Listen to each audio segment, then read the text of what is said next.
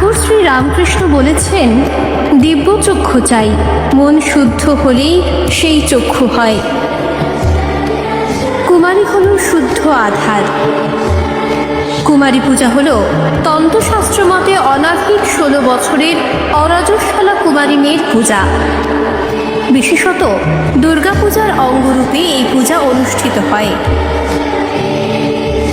কুমারী পূজার দার্শনিক তত্ত্ব হল নারীতে পরমার্থ দর্শন ও পরমার্থ অর্জন। পৌরাণিক কল্পকাহিনীতে বর্ণিত আছে, এ ভাবনায় ধাবিত হওয়ার মাধ্যমে রামকৃষ্ণ পরমহংসদেব নিজের স্ত্রীকে ষোড়শী জ্ঞানের পূজা করেছিলেন। বিশ্ব ব্রহ্মাণ্ডে যে ত্রিশক্তি বলে প্রতিনিয়ত সৃষ্টি, স্থিতি ও লয় ক্রিয়া সাধিত হচ্ছে, সেই ত্রিবিধ শক্তি বীজাকারে কুমারীতে নিহিত। তাই কুমারী বা নারীতে দেবী ভাব আরোপ করে তার সাধনা করা হয়। এই সাধন পদ্ধতিতে সাধকের নিকট বিশ্বজননী কুমারী নারী মূর্তির রূপ ধারণ করে।